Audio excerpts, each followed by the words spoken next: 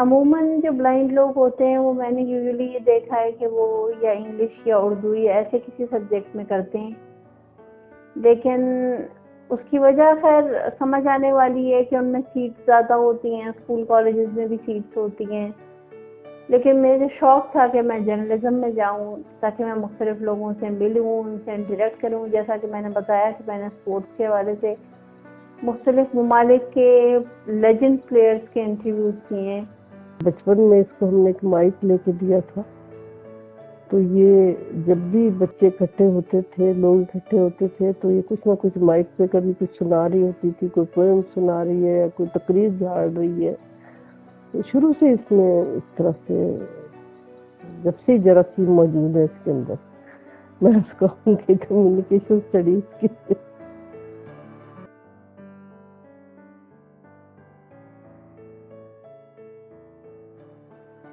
ایک دفعہ ہم لوگ انگلینڈ گئے تو وہاں سے کھلونے کے طور پہ بچوں کے لیے کھلونے لے کے آتے ہیں پیرنٹس، تو ایک کرکٹ کی پچ ہمیں ملی۔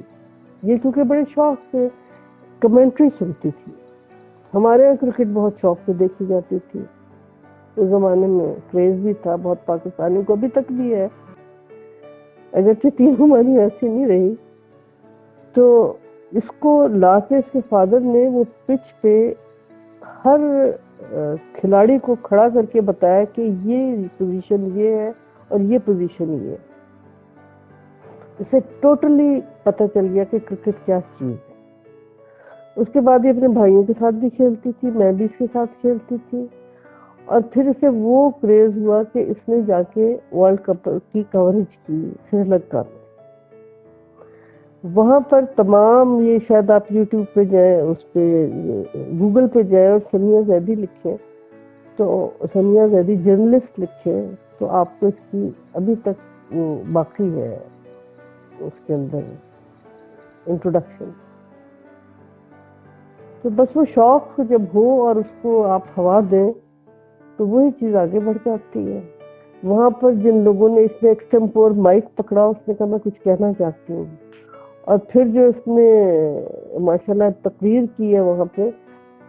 میرے پاس دو آپشنز تھی، یا میں سائیکالوجی میں کرنا چاہتی تھی کہ ہیومن سائیکی جان سکوں، ایک بہت واسٹ قسم کا سبجیکٹ ہے، میرا ایڈمیشن دونوں میں ہو گیا تھا، پھر میں نے پریفر کیا کہ میری فرسٹ آپشن کیونکہ جرنلزم ہی تھی تو میں نے جرنلزم کو پریفر کیا۔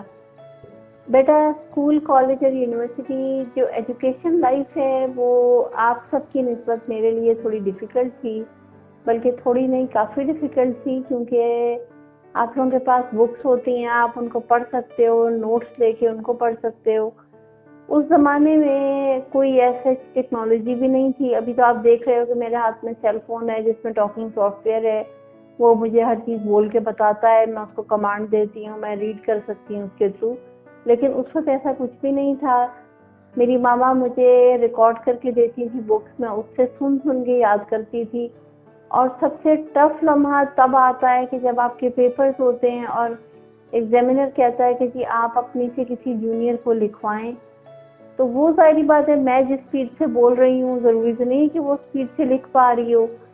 تو جہاں تک مارکس آبٹین کرنے کی بات ہے تو وہ یا تو میں بے ایمانی کا راستہ اپناتی، یا ایمانداری سے اللہ تعالیٰ کا لاکھ لاکھ شکر ہے آج میں یہاں بیٹھی ہوں۔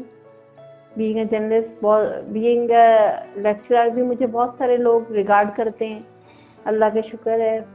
اس میں میں ایک تھوڑی سی تنقید کہہ لو یا شکایت کہہ لو، ہمارے یہاں ابھی بھی ٹیکنالوجی آنے کے باوجود بھی سافٹ کاپیز کی تعداد بہت کم ہے کہ جس کو ہم خود ریڈ کر سکیں، یعنی کوئی ایسا نہیں ہے کہ آپ کو اگر 4 کولیگز آپس میں کوئی بک شیئر کر رہے ہیں تو کوئی اس بات کی زحمت نہیں کرتا کہ کوئی ایک سافٹ کاپی بھی بنا لے تاکہ میں بھی ریڈ کر سکوں اس کو۔ تو ریڈنگ مٹیریل کا جو ایک پرابلم ہے نا، وہ نہ ہونا تقریباً نہ ہونے کے برابر ہے، اسپیشل پرسنز کے لیے تو وہ بالکل ہی نہیں ہے۔ بہرحال کچھ کتابیں میں نے ریڈ، میری ماما میرے لیے ریڈ کرتی رہتی تھی، میری دادی مرحومہ اللہ تعالیٰ ان کی مغفرت کرے، وہ بھی مجھے ریڈ کر کے سناتی تھی، لیکن ہمارے یہاں زیادہ ریلیجن کا ٹرینڈ ہے اس لیے وہ قرآن پاک کی تفسیر اور قرآن پاک احادیث وغیرہ اور اس طرح کی میں نے زیادہ ریڈ کی ہیں. ماسٹرز میں میں نے ایز اے چیلنج تھیسس کیا تھا. انفارچونیٹلی ہمارے کوئی بھی ٹیچرز میں سے مجھے سپروائز کرنے کے لیے تیار کوئی بھی نہیں تھا, لیکن ہمارے جو موجودہ ایچ او ڈی ہیں ڈاکٹر شہزاد علی سر نے مجھے, ان کی بڑی مہربانی ہے کہ انہوں نے مجھے سپروائز کرنے کی حامی بھری. میرا FM 103 پہ تھا میرا تھیسس, تو سروے میتھڈ میں نے اپنایا تھا. 17 سال پہلے جب وہ اسٹوڈنٹ تھی میری اس ڈپارٹمنٹ ماسٹر میں انرول تھی, تو she was desirous to carry on research project, M A کا تھیسس کرنا چاہتی تھی. تو کیونکہ اس کو شوق تو بہت تھا ریسرچ کرنے کا نا, اس نے مختلف فیکلٹی ممبر سے رابطہ کیا کہ اس کو سپروائز کرنے کے لیے تیار ہو جائیں. تو a few of the faculty members they declined, they refused. انہوں نے کہا جی کہ آپ ریسرچ پروجیکٹ نہ لیں, یہ آپ کو بہت زیادہ مشکلات کا سامنا کرنا پڑے گا, آپ نہیں کر پائیں گی. آخر میں اس نے ایک جذباتی سا لیٹر لکھا, اس لیٹر کی کاپی مجھے بھی دی کہ جناب اس ملک میں انصاف نہیں ہے, میرٹ نہیں ہے, یونیفارمٹی نہیں ہے, میں ایک ریسرچ کا کام کرنا چاہتی ہوں لیکن کوئی بھی مجھے سپروائز کرنے کے لیے تیار نہیں ہے. تو میں نے اس کو بولا بچے اگر ٹھیک ہے, اگر آپ کرنا چاہ رہی ہیں تو میں اپنی کانسنٹ دیتا ہوں, اور اگر ان دیتا ہوں آپ میرے ساتھ ریسرچ کا کام کریں. تو اس وقت اس کا جو ماسٹر کا تھیسس تھا وہ FM کے لسنرز پر تھا, کہ جو FM کے جو لسنرز ہیں ان کی ڈیموگرافکس کیا ہے, سائیکوگرافک کیا ہے, اور لسننگ پیٹرن سے.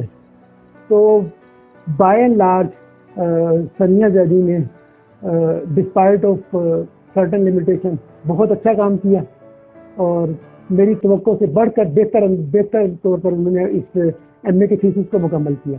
پاس کو اگر میں کھنگالوں تو جس خاتون نے وائوا لیا تھا ان کا تعلق لاہور سے تھا, لاہور کالج سدرلینڈ یونیورسٹی سے ان کا تعلق تھا. انہوں نے خود ثانیہ کو بہت اپریشیٹ کیا ان کے ریسرچ ورک پر. تو آسان ٹاسک نہیں تھا, تو ماشاءاللہ اس نے اپنا کام مکمل کیا. دوسرا اس کو اسپورٹس رپورٹنگ کا بڑا پیشن تھا جو مجھے اسٹوڈنٹ لائف میں یاد پڑتا ہے. تو اس وقت آپ اس کو دیکھ لیں کہ 21ویں صدی کی پہلی دہائی میں 2004-05 سے آنورڈ اس نے جتنے بھی اسپورٹس کی top well known cricket players تھے ان کے انٹرویوز کیے. اس میں سچن تندولکر اور جے سوریا سے لے کے مرلی دھرن تک شامل ہیں. ابھی بہت سارے نام میرے ذہن میں نہیں آ رہے, لیکن جب بھی وہ انٹرویوز کرتی تھی تو اس کی کوریج مقامی اخبارات میں بھی ہوتی تھی. تو پیشن تھا, انرجی اس میں موجود تھی, شی واز ڈائنامک. تو آسٹریلینز نے اس کو آفر کیا کہ آپ ہمارے ملک میں آئیں. انڈیا کے لوگ پیچھے پڑ گئے, ٹائمز آف انڈیا میں اس کے لیے باقاعدہ چھپا, اس کو بہت پیچھے پڑ گئے کہ آپ کیوں نہیں آتی ہیں, آپ ہمارے پاس آئیں, ہم بھی آپ کو کوریج دیں گے, ہم آپ کو بلا رہے ہیں. جتنی ٹیمز وہاں پہ موجود تھی ہر ایک لوگوں نے اس کو انوائٹ کیا کہ آپ ہمارے ملک میں آئیں, ہمارے اس میں بیٹھے. کیونکہ being a blind person cricket کی کوریج کرنا ان کے لیے بڑا عجیب سا تھا. اسپورٹس کی کوریج کرنا, وہ سمجھتے ہیں کہ باقی چیزوں میں تو بلائنڈ لوگ کر سکتے ہیں, ٹی وی پہ خبریں بھی پڑھ سکتے ہیں, ٹی وی پہ اور بھی کر سکتے ہیں, لیکن اسپورٹس کی کوریج کرنا ان کے لیے بڑی انہونی بات تھی. تو بس وہ انہونیاں بھی اللہ تعالیٰ ہی کرواتا ہے, کوشش کرے تو سب کچھ ہو سکتا ہے.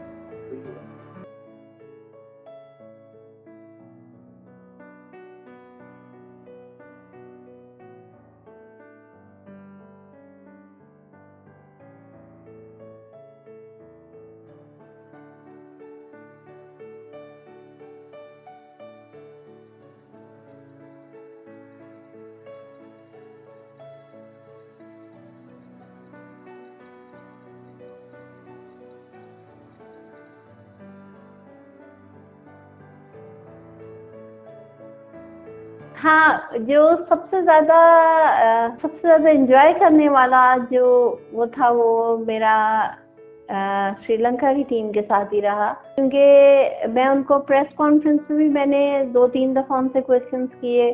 پریس کانفرنس اٹینڈ کرنے کا سری لنکا میں بھی موقع ملا, پاکستان میں بھی موقع ملا. میں نے سری لنکا کے جے سوریا کا انٹرویو کیا تھا, وہ میری لائف کا پہلا انٹرویو تھا اور بہت ایکسائٹنگ مومنٹ تھا. ظاہری بات ہے, آپ کسی انٹرنیشنل پلیئر سے ملتے ہو, آپ اس سے انٹرویو کرتے ہو, اور وہ بہت ماشاءاللہ ان کی پوری ٹیم کی میں یہاں تعریف کرنا چاہوں گی کہ انہوں نے بہت ریگارڈ کیا, بہت ریسپیکٹ دی. اس کے بعد میں نے دوسرا چیلنج تھا میرے لیے سچن تندولکر انڈیا کے, ان کا میں نے انٹرویو کیا تھا. پھر میں نے پاکستان سے انضمام الحق کا انٹرویو کیا تھا. یہ یوسف محمد یوسف, جب یوسف یوحنا سے محمد یوسف بنے تھے, جب مسلمان ہوئے تھے وہ, تو اس کے فوراً بعد میں نے ان کا انٹرویو کیا تھا.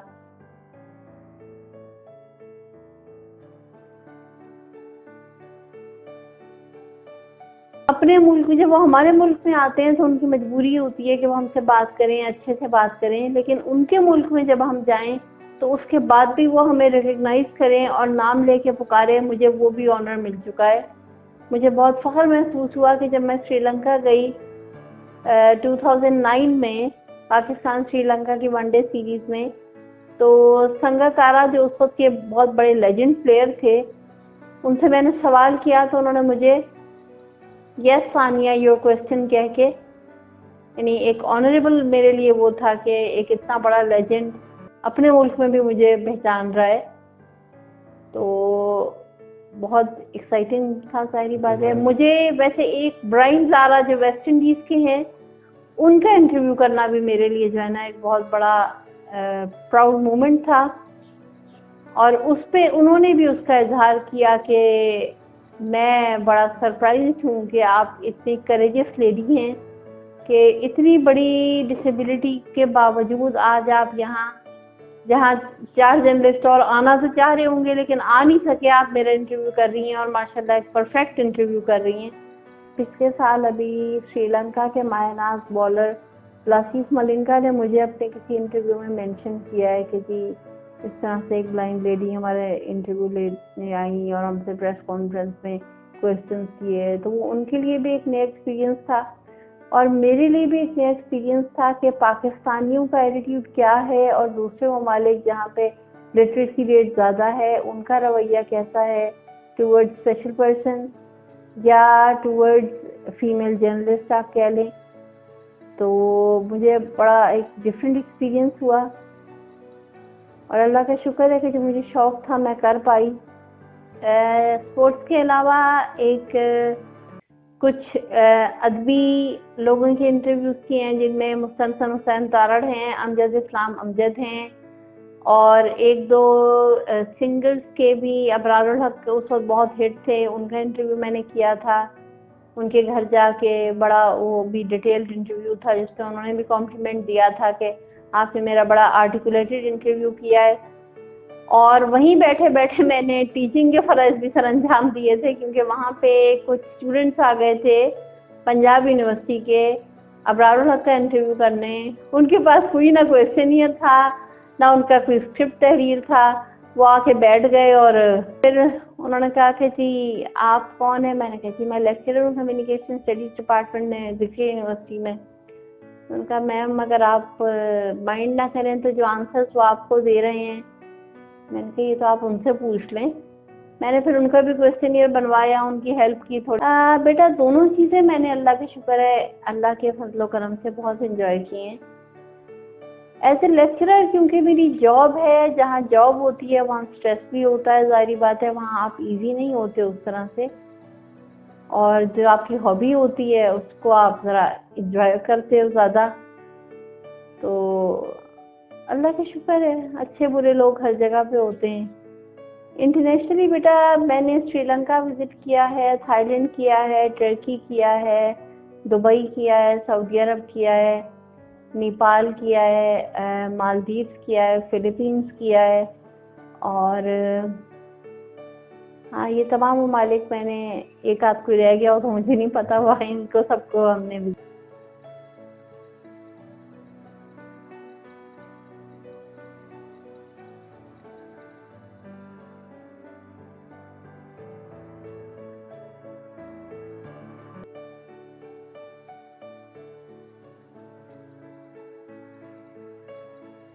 کورس ہم نے کنڈکٹ کیا تھا, تو اس میں موبلٹی کورس تھا جس میں ٹیچرز کو انوائٹ کیا گیا تھا کہ آپ کے جن کو آپ پڑھاتے ہیں ان کی موبلٹی ان کو سکھائیں. ایک جرمن صاحب تھے مسٹر رویش, اور ان کے ساتھ ایک امریکن صاحب تھے مسٹر اسٹیو. بہت انہوں نے دل لگا کے بہت اچھی طرح سے پڑھایا. میں وہاں پر ان کے ساتھ, کیونکہ ہم نے کنڈکٹ کروایا تھا وہ, تو ان کو جب انہوں نے کمپلیٹ کر لیا کورس تو میرے گھر آئے. وہ جہاز تھوڑا سا لیٹ تھا, وہ میرے لان میں بیٹھے ہوئے تھے. تو سنیا میرے گھر کے چاروں طرف سائیکل پہ چکر لگا رہی تھی. وہ اتنے پریشان ہوئے کہ اٹھ کے کھڑے ہو گئے دیکھنے کے لیے کہ سنیا ہے یا کہ شاید ان کی دوسری والی بیٹی ہے. جب انہوں نے غور سے دیکھ لیا تو کہنے لگے کہ یہ اس نے کیسے سیکھا. میں خاموش رہی تھوڑا سا. پیچھے ہمارے ایک شیشم کا درخت تھا گھر کے, تو وہاں پر ہم نے ٹائروں سے جھولے ڈالے ہوئے تھے, 4 ٹائر ایک کے اوپر ایک لگا کے, اور وہ پوری ہائٹ تک جاتے تھے. میں نے کہا سنیا تم جھولا جھولو گی؟ تو اس نے سائیکل وہیں ایک طرف کی اور وہ ٹائر پہ چڑھ گئی. ایک ٹائر پہ چڑھی, اس سے اوپر, پھر اوپر چوتھے ٹائر تک پہنچ گئی. وہ بیچارے مسٹر رویش حیرت سے دیکھتے رہے. اس کے بعد میں نے کہا بیٹا ذرا نیچے آؤ, یہ ہمارے یہاں مہمان آئے ہوئے ہیں, تو ان کو بتاؤ کہ ہمارے یہاں کون کون سے ٹریز لگے ہوئے ہیں. ہمارے یہاں ہر رنگ کے گلاب لگے ہوئے تھے. تو نیچے آئی ہے, اس نے ایک پتا توڑا, اس کو ایسے مسلا, سونگا اور کہنے یہ روزز ہے, یہ روز ہے. اس کے بعد آگے گئی تو انہوں نے ایک اور پتا اس کے ہاتھ سے پکڑا ہے, وہ آم کا پتا تھا. تو کہہ لگی یہ مینگو ہے. اس کے بعد اور آگے گئے, انہوں نے باٹل برش کا ایک پتا پکڑا دیا, ایک گچھا پکڑا دیا. تو کہنے یہ باٹل برش ہے. کہنے لگے مسز زیدی آپ نے تو میری 20 دن کی ٹریننگ فیل کر دیا. آپ نے اس بچی کو کہاں سے ٹریننگ دی ہے؟ آپ وہی ٹریننگ خود کیوں نہیں دیتی اپنے ملک میں جو ہمیں اتنے پیسے دے کے آپ نے دلایا. میں نے کہا یہ تو جی ماں کا دل ہے کہ اس نے سکھا دیا کہ میں چاہتی تھی کہ میری بچی نارمل لوگوں جیسی جتنی گزار سکتی ہے اتنی زندگی نارمل لوگوں جیسی گزار لے. تو ہمیں کوشش یہ کرنی ہوتی ہے کہ جو ان کی صلاحیتیں ہیں ان کو بروئے کار لا کے ان کو استعمال کیا جائے. اس سے بھی پہلا نمبر میں سری لنکا کو ہی دوں گی, کیونکہ پہلا سری لنکا کو اور دوسرا فلپینز کو. کیونکہ جب ٹورسٹ اپنے ملک سے جاتا ہے تو سب سے پہلی چیز وہ ریسپیکٹ اور ریگارڈ مانگتا ہے, کیونکہ وہ اپنے ملک سے دور ہے, اس کی آئیڈینٹیفیکیشن نہیں ہے وہاں پہ. تو وہاں پہ سری لنکا میں مجھے ایز اے جرنلسٹ بھی ریگارڈ کیا گیا اور ایز اے ٹورسٹ بھی ریگارڈ کیا گیا. اس میں آپ لوگوں سے ایک واقعہ شیئر کرنا چاہوں گی کہ ہم نے ٹرٹل فارم وزٹ کیا. انہوں نے ہمیں بریفنگ دی. میرے ہسبینڈ ظاہر باتیں دیکھ رہے تھے کہ ٹرٹل کا سائز کیا ہے, ٹرٹل کی اگر وہ بتا رہے ہیں بریفنگ, تو اس میں جب میں پیچھے مڑنے لگی, میرے ساتھ ایسا پاکستان میں کبھی نہیں ہوا تھا, میرے لیے بڑا پراؤڈ مومنٹ تھا. انہوں نے مجھے خود پوچھا کہ Bairam do you want to see the turtle. تو میری ایک سرپرائز ہونے والی شکل تھی. تو ان کو اندازہ ہو گیا کہ کسی ایسے ملک سے آئی ہیں جہاں پہ شاید ان کو وہ ویلیو انفارچونیٹلی اسپیشل پرسن کو نہیں دی جاتی. تو انہوں نے بڑا ریگارڈلی میرے ہاتھ میں دیکھے وہ ٹرٹل دکھایا, ٹرٹل ایگ دکھایا پہلے میرے ہاتھ میں کہ دس از ٹرٹل ایگ, تاکہ میں فیل کر کے مجھے پتا چل سکے. اب آپ میرے ہاتھ میں کبھی ایک مرغی کا اور ایک کچرے کا انڈا دیں تو میں آپ کو ریکگنائز کر کے بتا سکتی ہوں کہ اس میں سے یہ کون سا ہے, یہ کون سا ہے.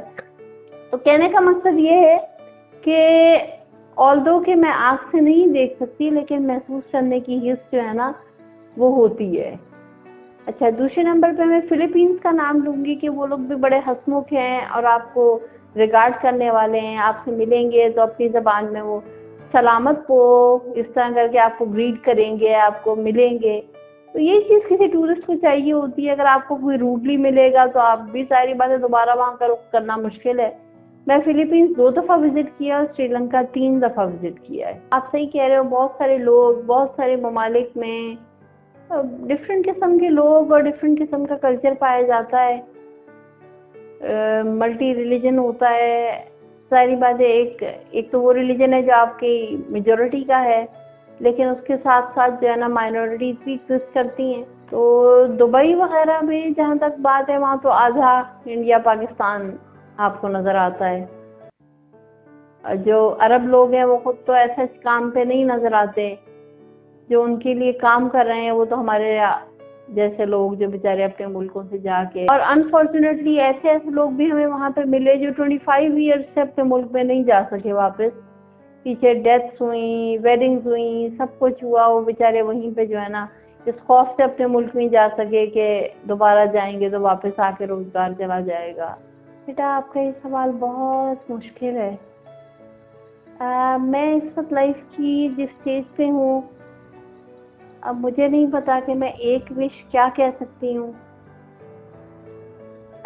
अगर मैं कहती हूँ कि अल्लाह ताला मुझे आंखें दे दे, तो इसलिए नहीं कहती कि शायद रब को नाराजगी ना हो कि आंखों के बावजूद इतना सब कुछ दे दिया और आज भी वो वही चीज मांग रही है।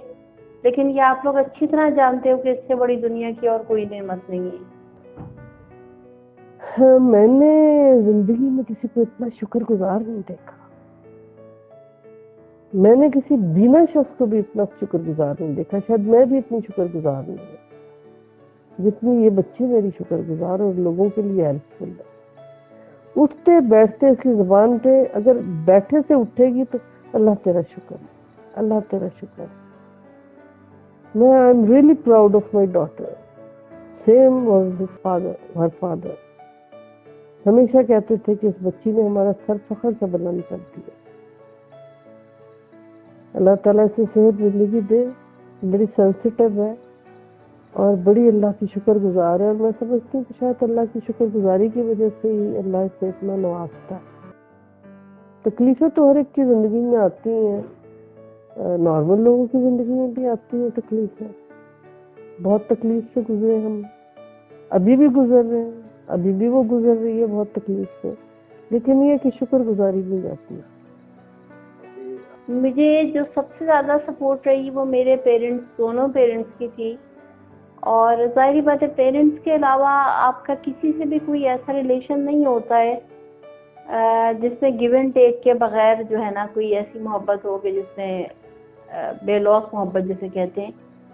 मैं अपने बाबा की भी बहुत लाडली थी, और बाबा बड़े फख्र से, इतने फख्र से कहते थे कि मेरी बेटी लेक्चरर है कि शायद जैसे मैं कोई बहुत बड़ी चीज हूँ।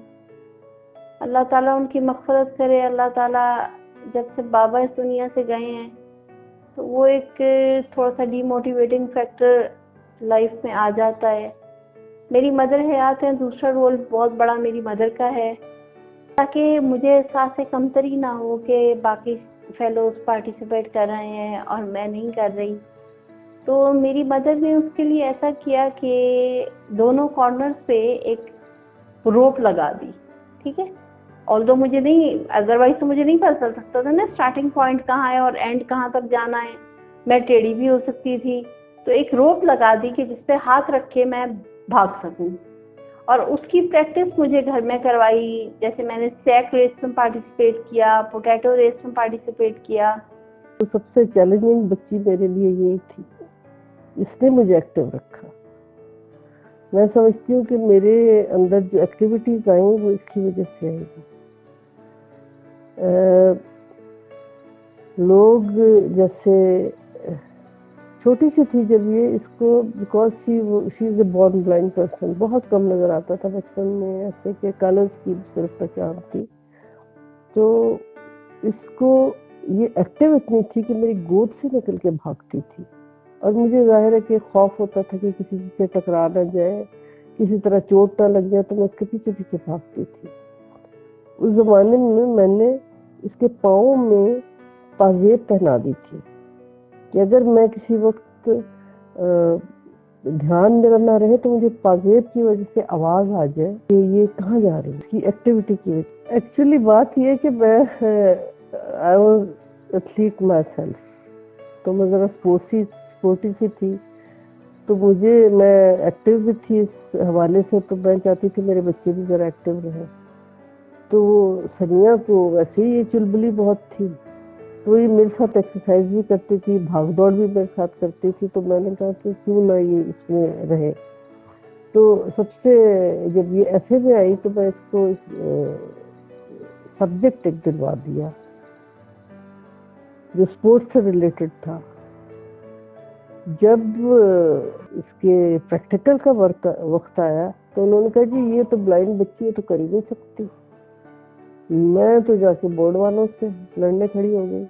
میں نے کہا آپ بتائیں کیا نہیں کر سکتی, میں وہ آپ کو کروا کے دکھاؤں گی. اس نے پش اپس کیے, اس نے جیولن تھرو کر کے دکھایا, اس نے ڈسکس تھرو کر کے دکھایا.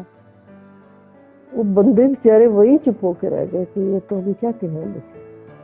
جب یہ پریکٹیکل کے لیے گئی تو وہاں پر جو نارمل بچیاں تھیں وہ بھی ذرا ہیزیٹیٹ کر رہی تھیں کہ نہ کر سکے ہم. تو میں نے وہاں پہ جو میٹرکس پڑھا ہوا تھا میں نے ان سے اشارہ کیا کہ اس سے یہ کروائیں. اس نے سب کچھ کر کے دکھایا. تو وہ جو ان کی سپروائزر تھی وہ کہنے لگی کہ بڑے افسوس کی بات ہے کہ تم نارمل ہو کے یہ نہیں کر رہی ہو, اس بچی کی آنکھیں نہیں, یہ سب کچھ تمہیں کر کے دکھا رہی ہے. تو اسے پروو کرنے کے لیے پریکٹیکلی کچھ نہ کچھ کرنا پڑتا ہے, اپنے آپ کو بنوانے کے لیے کر کے دکھانا پڑتا ہے. بچے میں اب دیکھیں اس نے ایک پیج چلایا ہے, یہ کھانا پکا کے بیچتی رہی کرونا کے دنوں میں, اور ماشاءاللہ بہت اچھا. اگر اس کی ویڈیوز لوگوں کو بھیجیں, لوگ سمجھتے تھے کہ شاید اس نے کوئی میڈ رکھی ہوئی ہے جو پکا کے دیتی ہے. لوگ سمجھتے تھے شاید اس کی اماں ساتھ رہتی ہیں, وہ پکاتی ہوں گی کھانا اور یہ بیچتی ہے. لوگ ویڈیو دیکھ کے حیران رہ جاتے تھے اس کی. میں خود بھی ویسے حیران رہ جاتی تھی کیونکہ جب تک یہ ان میرڈ تھی اس چائے کے علاوہ ہم نے کبھی نہیں اس سے کوئی کام کیا. بینگ ویری آنیسٹ, میں نے اس سے کوئی کام نہیں لیا تھا. جب اس کی شادی ہوئی ہے تو میں نے اس سے میاں سے کہا تھا اس کو چینی گولیاں آتی ہے, شربت بنا کے آپ کو پلا دے گی, اس کے علاوہ کچھ نہیں.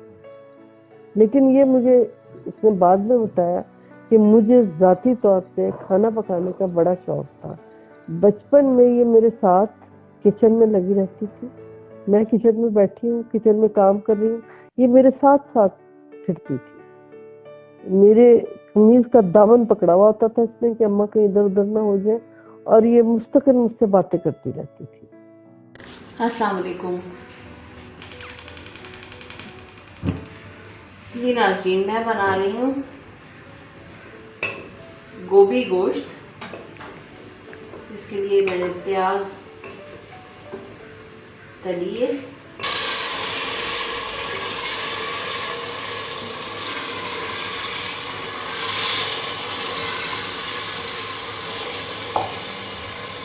گوشت دھو کے رکھا ہوا ہے, یہ میں ڈال رہی ہوں.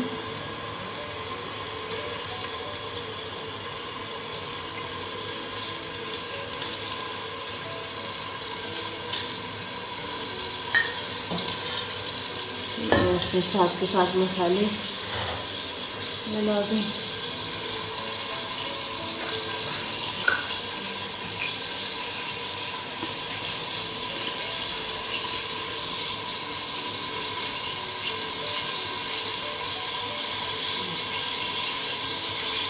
آدھا چمچ نمک ہو گیا. میں گوبھی کاٹ دوں تاکہ یہ میں چھری کور کر کے رکھتی ہوں.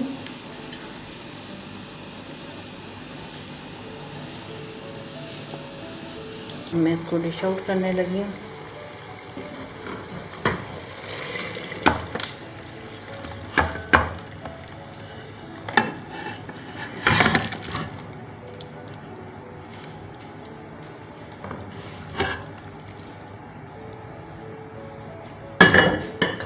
اب ڈش میں ڈال دیا, آپ دکھا دیں یہ ڈش میں ڈالا ہوا.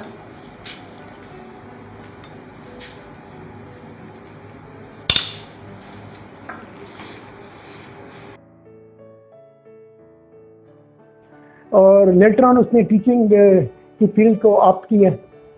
بہاؤدین ذکریہ یونیورسٹی میں وہ ڈیپوٹیشن پر یہاں پر آئیں, اور later on Bahauddin Zakariya university کا ایک مستقل حصہ بن گئی, ڈپارٹمنٹ آف کمیونیکیشن اسٹڈیز کا. جو کورسز ان کو دیے گئے ہیں تو وہ اپنی کیپیسٹی اور اپنی قابلیت کے حساب سے صحیح طور پہ ٹیچنگ کر رہی ہیں اپنے اسٹوڈنٹس کو.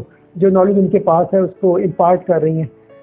سب سے زیادہ جو میں کہوں گا کہ ان کا ٹریڈ مارک یا ایٹریبیوٹ ان کی پرسنالٹی کی جو ہے وہ she has a good energy level, she is passionate for her work, لیکن اس کے ساتھ ساتھ وہ سینسٹیو بہت زیادہ ہے, حساس طبیعت انہوں نے پائی ہے.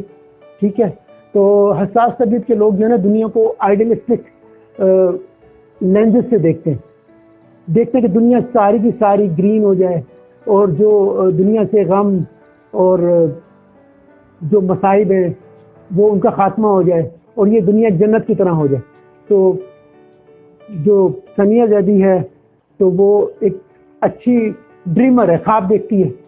اس کے ساتھ ساتھ ایک اور بات میں اپنے جو آپ کے ناظرین ہیں, جو آپ کے اس ویب ٹی وی کو دیکھنے والے لوگوں میں آپ لوگوں کو یہ ضرور بتانا چاہوں گا کہ ثانیہ کی شخصیت کا ایک اور کمال یہ ہے کہ BZ یونیورسٹی میں مختلف اسپیشل پرسن جو مختلف طرح کی بیماریوں کی وجہ سے ہینڈی کیپ بنے, چاہے وہ فزیکلی ہینڈی کیپ ہیں یا بصارت سے محروم افراد ہیں, تو ثانیہ نے ان سب لوگوں کو اس پلیٹ فارم پہ جمع کیا اور ان کو جس طرح کے مسائل کا سامنا کیا ہے اس سلسلے میں اس نے ایک سیمینار منعقد کیا تھا ہمارے ڈپارٹمنٹ میں, اور اسپیشل پرسن کے جو مسائل ہیں اور جو ان کے مطالبات ہیں وہ ایک پروپوزل کی صورت میں وائس چانسلر کو پریزنٹ کیے گئے اور کمپیٹنٹ اتھارٹی نے ان کی جو معروضات تھی, ان کے جو مطالبات تھے ان کو منظور کیا. تو یہ بھی آپ یہ کہہ سکتے ہیں کہ ان میں مینیجریل اور آرگنائز کرنے کی صلاحیت بھی موجود ہے, یا آسان لفظوں میں لیڈرشپ کی صلاحیت موجود ہے, جو انہوں نے اپنے جیسے میں نے بتایا BZ کے جتنے بھی طلبہ طالبات یا امپلائز جن کو معذوری ہے کوئی جسمانی ذہنی یا کسی اور طرح کی, ان کے حقوق کے لیے بھی یہ اسٹرگل کر رہے ہیں. آخر میں بس میں یہ کہنا چاہوں گا کہ ثانیہ کو مزید اسٹڈیز کرنی چاہیے تاکہ اسے مزید ایکسل کر سکیں, MPhil کریں, PhD کریں تاکہ ان کے لیے مزید دروازے کھل سکیں. ٹیلنٹ کی کمی نہیں ہے, قابلیت کی کمی نہیں ہے, صرف انہوں نے فوکس کرنا ہے اور مزید ڈیووشن سے کام کرنا ہے. انشاءاللہ وہ یہ گول اچیو کر لیں گے انشاءاللہ, اور ڈپارٹمنٹ کی پوری سپورٹ ہے ان کے ساتھ. انفارچونیٹلی ایسا ہے کہ جسے ہم جیسے پڑھاتے بھی ہیں, آپ لوگوں کو بتاتے بھی ہیں کہ ان بائسڈ ہو کے رپورٹنگ کرنی چاہیے, تو اس چیز کی ایک تھوڑی سی کمی ہو گئی ہے. کچھ جرنلسٹ ہیں جو گورنمنٹ کو سپورٹ کر رہے ہوتے ہیں, کچھ ہیں جو اپوزیشن کو سپورٹ کر رہے ہوتے ہیں. تو جرنلسٹ کو بیسیکلی نیوٹرل ہونا چاہیے, وہ کسی کو بھی سپورٹ نہ کرے, جو حقائق ہے صرف وہ بیان کرے, اور تجزیے میں بھی کوشش کرے کہ تجزیہ بھی کوئی اتنا زیادہ باعث نہ ہو کہ اس کو پتہ چلے کہ جی یہ تو فلاں کی ہی بات کرے گا, دوسرے کی بات نہیں کرے گا, چاہے وہ کتنا بھی پازیٹیو ہو, کتنی بھی ترقی کے کام کروا رہا ہو, وہ جرنلسٹ اس کی بات نہیں کرے گا. بیٹا سب سے پہلے تو میں اپنے اسٹوڈنٹس کو یہی کہنا چاہوں گی کہ سب سے زیادہ اپنی نالج میں اضافہ کریں. یعنی ایک اگر آپ نے نیوز دینی ہے تو آپ کو اس کے بیک گراؤنڈ بھی پتہ ہونا چاہیے اور اس سے ریلیٹڈ ہر چیز آپ کو معلوم ہونی چاہیے. یعنی ایک نیوز وہی بیسیکلی کرائم نیوز بھی بن جاتی ہے بعض اوقات, وہی اسپورٹس نیوز بھی. آپ لوگ تو بہت چھوٹے ہو گئے کہ جب لبرٹی اٹیک ہوا تھا سری لنکا کی ٹیم پہ پاکستان میں, آپ لوگوں کو تو شاید نہ یاد ہو, لیکن ایک طرح سے وہ اسپورٹس نیوز تھی, لیکن اٹیک کے بعد وہ کرائم نیوز بن گئی, اور کرائم نیوز کے بعد وہ اس پہ پولیٹیکل لیڈرز کے ایسے بیانات کی وجہ سے وہ کچھ پولیٹیکل رنگ بھی بن گیا. تو اگر آپ کو نیوز کا ٹوٹل بیک گراؤنڈ پتا ہوگا تو پھر آپ ایک کمپریہنسو نیوز بنا سکو گے, ادروائز آپ کی نیوز میں وہ جان نہیں ہوگی جو ہونی چاہیے. ہاں بیٹا, جب میں گئی سری لنکا تو ہم لوگوں کا انٹریکشن ہوا دنیا کے مختلف جرنلسٹ حضرات سے, خواتین سے. تو وہاں پہ جو ایٹماسفیئر تھا, کوئی یہ نہیں سوچ رہا تھا کہ یہ پاکستانی ہے, یہ انڈین ہے, یہ بنگلہ دیشی ہے, یہ آسٹریلیا سے ہے. تو ہمارا ایٹماسفیئر اگر وہی ہو کہ ہم کسی کو پروفیشنلی ڈیل کریں, نہ کہ دشمنیاں ان سے کریں, وہ آپ سپورٹس کی وجہ سے ایک اچھا ایٹماسفیئر دیکھنے کو ملا. یہ آپ کا بہت اچھا سوال ہے. میری وش ہے, ایک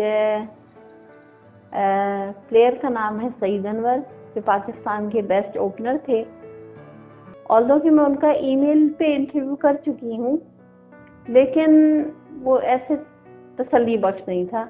आज भी मेरी ख्वाहिश है कि मैं उनका लाइव इंटरव्यू करूँ।